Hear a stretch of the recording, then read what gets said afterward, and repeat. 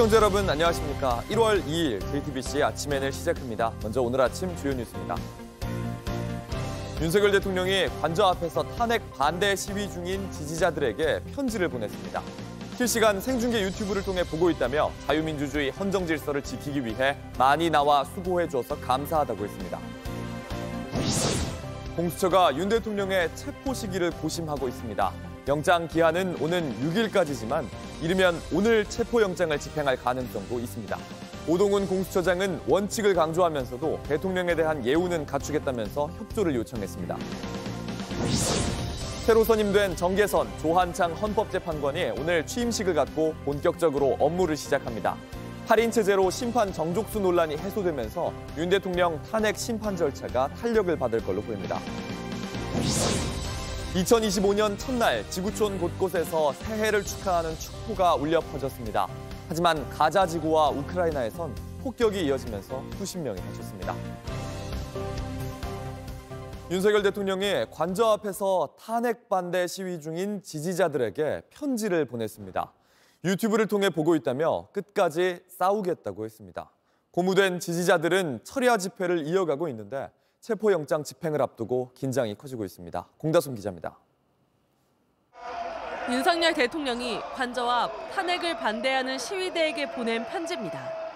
A4 용지 한 장 분량으로 새해 인사와 지지에 대한 감사 내용이 담겼습니다. 편지 하단엔 직접 서명까지 했습니다.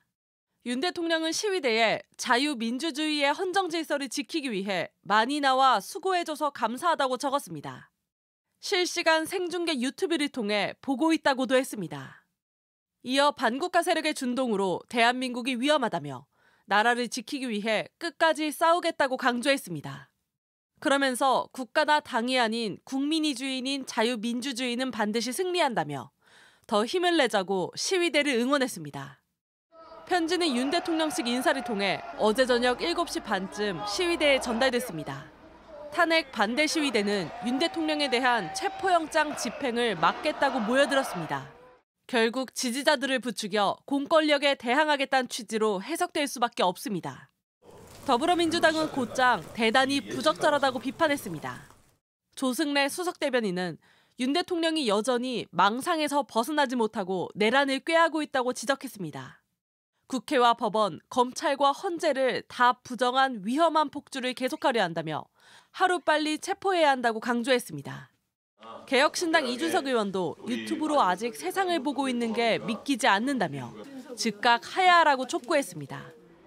윤 대통령의 편지에 고무된 지지자들은 밤새 집회를 이어갔습니다.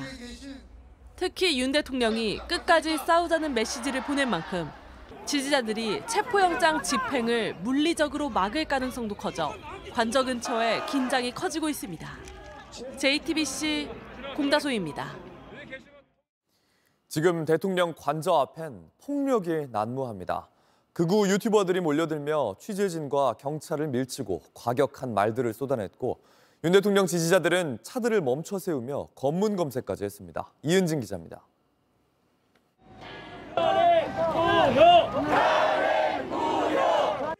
한남동 관저 앞에 태극기와 성조기를 든 윤석열 대통령 지지자들이 집결했습니다.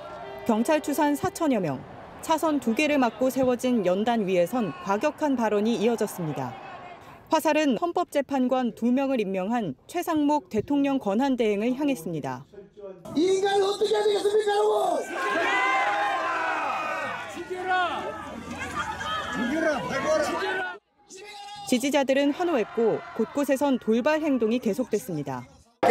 반사들을 싹 다 구속하라! 이 홍위병들아! 반말 쓰지 마라! 경찰을 밀치며 관저 진입을 시도하는가 하면 보수 유튜버끼리 시비가 붙기도 했습니다. 나한테 찍었다는 싶어. 경찰이 자제를 당부했지만 소용이 없었습니다. 폴리스라인이 설치된 공간에서 질서 있게 집회 및 행사 등을 진행해 주시기 바랍니다. 그리고 도로 쪽으로 나오는 행위는 위험한 행위입니다. 도로 건너편, 탄핵 찬성 측 집회를 찾아와 성조기를 흔들며 소리를 지릅니다. 이 지지자들 대통령 체포를 반대한다며 시민들이 타고 있던 차를 멈춰 세우고 경찰을 밀쳤습니다. 보수 단체들은 헌법재판소에서 대통령 탄핵 여부가 결정될 때까지 매일 관저 앞에 모이자고 주장했습니다. 경찰은 시위가 가격해질 가능성에 대비해 저지선을 추가로 설치했습니다. JTBC 이은진입니다. 사상 초유의 현직 대통령에 대한 체포영장, 이제 남은 건 언제 집행하느냐입니다. 공수처는 지지자들의 반발과 물리적 충돌 가능성 등 다양한 상황을 고려해서 신중을 기하고 있는데 체포영장의 유효기간이 오는 6일로 정해져 있는 만큼 마냥 늦출 수는 없습니다. 이르면 당장 오늘 집행에 나설 가능성도 있습니다. 이재승 기자입니다. 오동훈 공수처장은 윤석열 대통령에 대한 체포영장을 기한 내에 집행하겠다는 의지를 분명히 했습니다. 지금 그런 부분은 특별히 공개할 수는 없고 기한 내에 집행하도록 하겠습니다. 영장 유효기간인 1월 6일까지 집행하지 못하면 공수처는 다시 영장을 청구해야 합니다. 최대 관심사는 공수처가 언제 체포영장을 집행할지입니다. 공수처가 윤 대통령을 체포하면 경기 과천에 공수처 청사까지 함께 이동해야 합니다. 현직 대통령의 경호 문제를 감안하면 교통 혼잡이 예상되는 평일보다 주말인 4일이나 5일이 무난합니다. 그러나 주말에는 윤 대통령 지지자들이 관저 주변에 많이 몰려들기 때문에 집행 과정에서 안전사고 우려가 있습니다. 이 때문에 당장 평일인 오늘이나 내일 집행할 가능성도 있습니다. 오 처장은 원칙은 강조하면서도 대통령에 대한 예우는 갖추겠다면서 협조를 요청했습니다. 엄정한 법 집행은 하되 또 예의는 지킬 것이니 우리 공수처의 소환에 응하기를 바라는 마음입니다. 공수처는 인파 관리와 물리적 마찰 가능성을 염두에 두고 경찰에서 기동대 경력을 지원받는 문제를 협의 중입니다. 경호처와 지지자들의 육탄 방어로 불발될 경우를 대비해 2차, 3차 집행까지 고려하고 있습니다. 윤 대통령이 이미 3차례 공수처의 소환 통보에 불응한 상황에서 체포영장 집행까지 무력화하려는 장면이 중계되면 비판 여론은 더욱 커질 수 있습니다. JTBC 이재승입니다. 윤 대통령에 대한 체포영장이 집행될 경우 경찰이 경찰을 막아서게 될 수도 있습니다. 윤 대통령 경호엔 경찰 경호부대가 동원됐고 윤 대통령 체포에도 경찰 기동대 투입이 검토되고 있기 때문입니다. 김한수 기자입니다. 101 경비단과 202 경비단은 대통령 경호처와 함께 대통령 경호를 맡는 경찰 경호부대입니다. 공수처를 비롯한 공조본이 윤 대통령을 체포하러 갔을 때 관저 외곽을 경호하는 202 경비단과 처음 맞닥뜨릴 수 있습니다. 대통령 경호처는 두 경비단에 대한 직접적인 지휘권은 없습니다. 관련법상 경호처장이 서울경찰청장과 협의하여 경호 인력을 조정할 수 있다고만 되어 있기 때문입니다.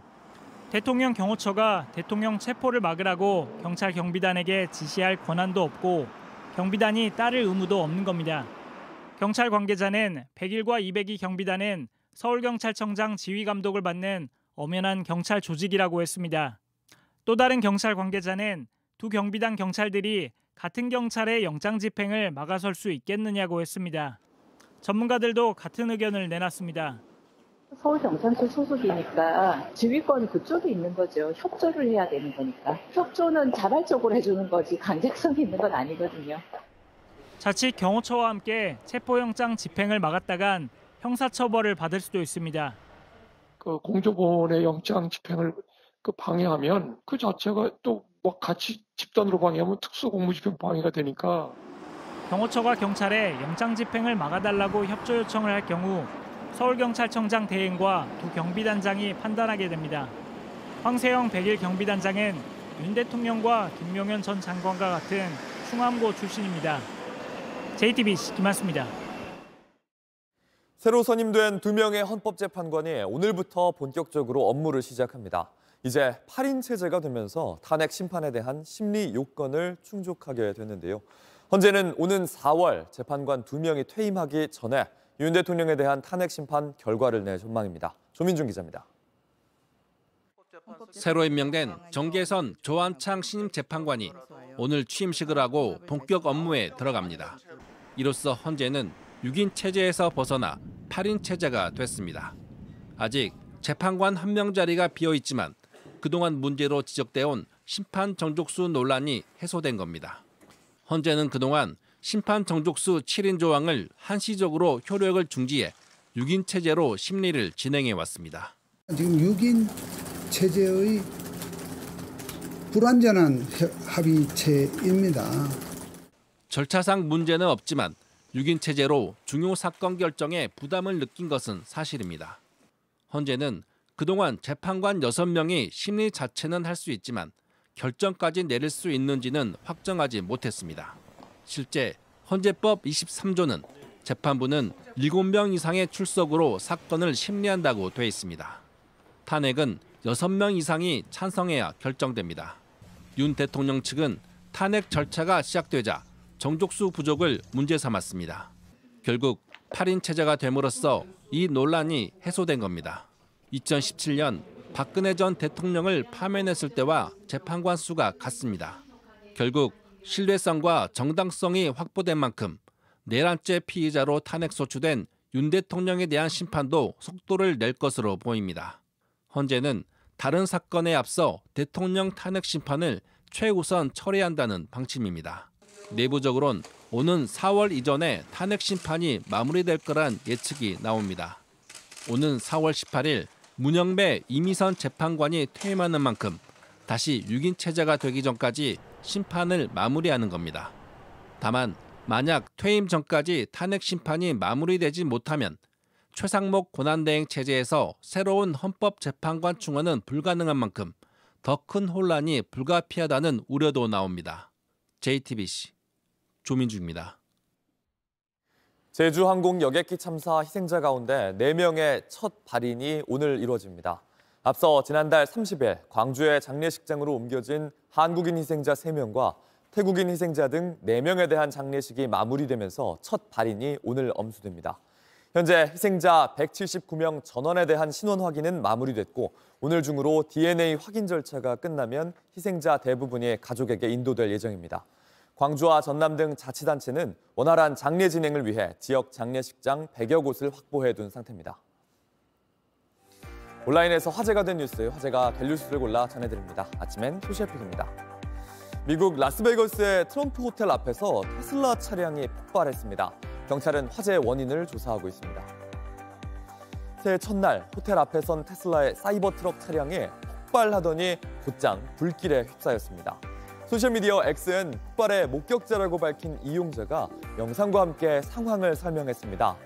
오전 8시 40분이었고 택시가 들어올 때까지 로비에서 기다리고 있었다면서 처음엔 소리가 불꽃놀이인 줄 알았는데 카운터 뒤에 숨어 있다가 말 그대로 주저앉았다고 했습니다.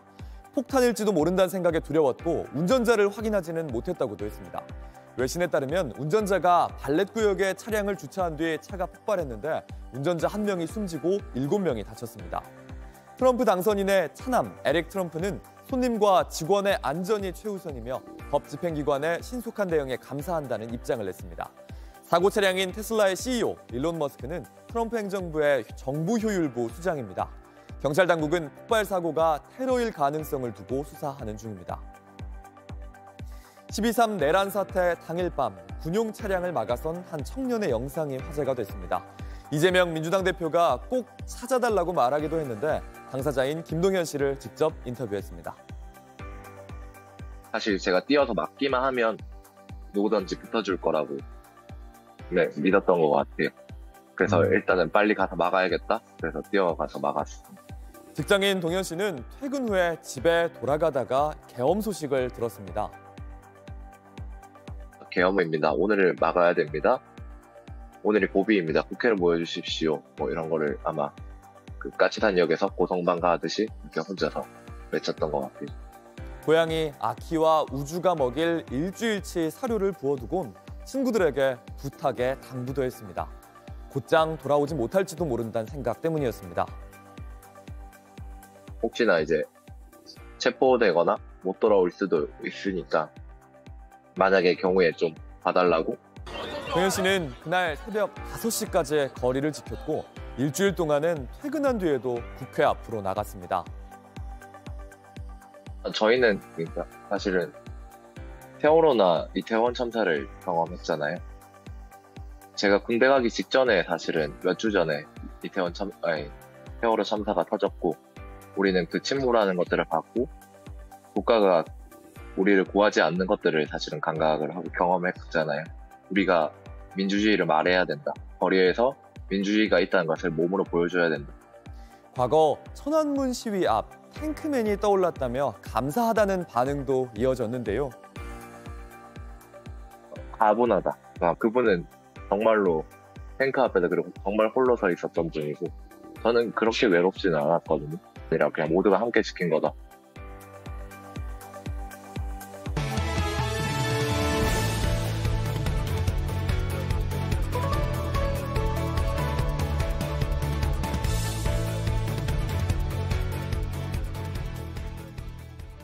만약 윤석열 대통령의 신병이 확보된다면 밝혀져야 할 의문점들이 몇 가지 있습니다.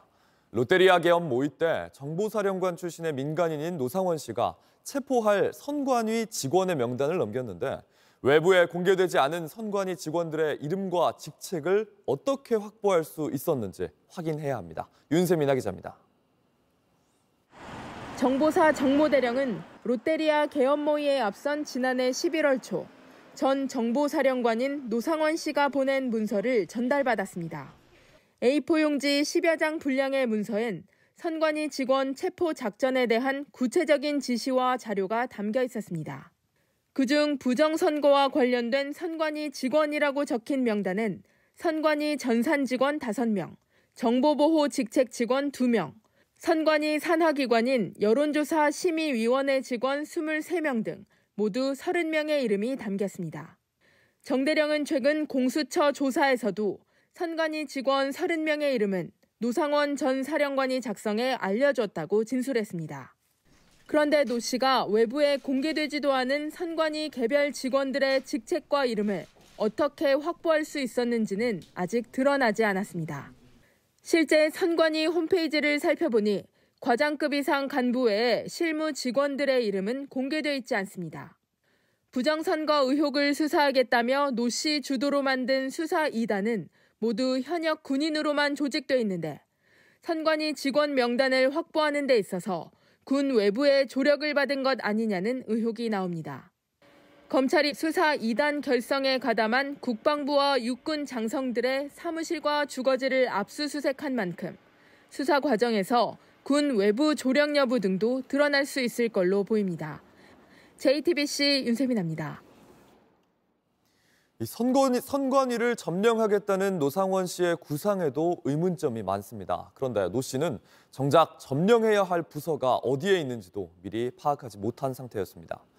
관악으로 가라, 원래대로 과천으로 가라. 지시는 혼란스러웠습니다. 김재현 기자입니다. 노상원 씨는 이미 지난해 10월경부터 정보사에 선관위 체포조를 꾸리라는 지시를 내렸던 것으로 파악됩니다.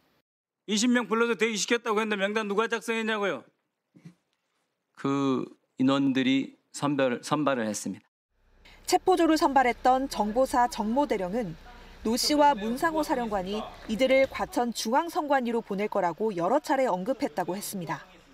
그런데 계엄이 선포된 뒤인 지난달 4일 새벽 문 사령관이 갑자기 전화로 선관위 관악청사로 갈 수 있다고 말했다고 합니다. 잠시 뒤에 다시 전화가 와서는 원래대로 과천으로 가면 된다고 번복한 걸로 전해졌습니다. 체포 대상자 30명 중 23명은 여론조사 심의위원회 직원들이었는데 여심위 부서는 관악청사에 있습니다. 노 씨 등이 여심위 부서가 정확히 어디 있는지도 파악하지 못했던 것으로 보입니다. 게다가 노 씨가 준 체포 대상자 명단도 부정확했던 것으로 알려졌습니다. 정 대령은 계엄 선포 뒤 문 사령관이 비화폰에 저장된 선관위 직원 조직도 사진을 보여줬는데 앞서 노 씨에게서 받은 명단과 달랐다고 했습니다. 정 대령이 2-3명 외에는 이름이 다르다고 하자 문 사령관은 결국 내일 아침 중앙선관위 인사과에 가서 직원 명단을 확보한 뒤 확인하자고 말했다고 합니다. 어디로 갈지 누구를 체포할지 등은 제대로 파악하지 못한 채 협박용 무기까지 준비해 선관위 직원들을 체포하려고 했던 겁니다. JTBC 김재현입니다. 무거운 소식이 이어지지만 2025년에 새해가 밝았습니다. 지구촌 모두 격동의 2024년을 뒤로하고 올해는 평화를 되찾기를 희망했습니다. 하지만 새해 첫날부터 우크라이나와 중동 가자에선 총성이 울렸습니다. 윤정식 기자입니다. 호주 시드니 하버브리지가 축포로 가득 찹니다. 오페라하우스 주변에는 100만 명이 넘는 사람들이 모여 새해맞이 불꽃놀이를 즐겼습니다. 아랍에미레이트 두바이의 부르즈 칼리파는 15,600발의 불꽃을 터뜨렸고 그리스 아테네 파르테논 신전 위에는 드론들이 조명쇼를 펼쳤습니다.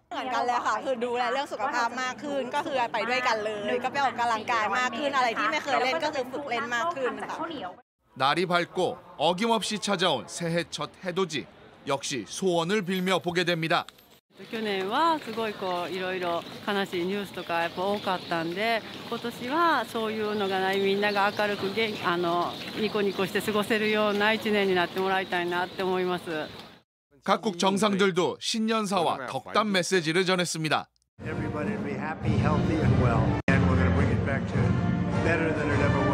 그러나 중동 가자에서는 새해 행사나 바람은 꿈도 못 꿉니다. 가자 보건부는 1월 1일 첫날부터 이스라엘의 폭격이 이어지면서 어린이 등 10여 명이 숨졌다고 밝혔습니다.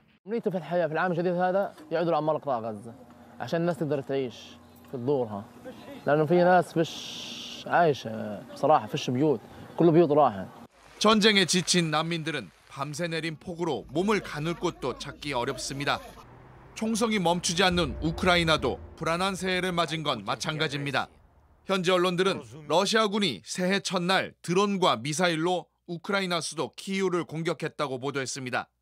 분쟁 지역 주민들은 이제 고통이 끝나기만을 기대하고 있습니다. JTBC 윤정식입니다. 새해 맞이 인파가 몰린 미국 루이지애나주 뉴올리언스 중심가에서 차량이 군중으로 돌진해 최소 10명이 숨지고 30여 명이 다쳤습니다. 현지 언론에 따르면 이날 새벽 뉴올리언스 번화가에 모인 인파 속으로 트럭 한 대가 브레이크를 밟지 않고 돌진한 뒤 운전자가 밖으로 나와 사람들에게 총기를 난사했습니다. 현지 경찰은 이 차량 돌진범이 범행 이후 경찰과 총격전을 벌이다 사살됐으며 해당 용의자는 미군 출신의 40대 시민권자라고 밝혔습니다. 경찰은 또 이 용의자가 범행 당시에 이슬람 극단주의 단체인 IS의 깃발을 가지고 있었다고 확인했습니다. 날씨입니다. 포근했던 어제와 달리 오늘부터는 기온이 점차 내려가며 예년 이맘때만큼 춥겠습니다. 낮 기온은 서울이 6도, 대전 7도 등 어제보다 2도에서 4도가량 낮겠습니다. 내일은 오늘보다 조금 더 춥겠고 일요일엔 중부와 제주도에 비나 눈이 내릴 전망입니다. JTBC 아침엔을 마칩니다. 내일도 7시 반에 아침을 열겠습니다. 시청해주셔서 감사합니다.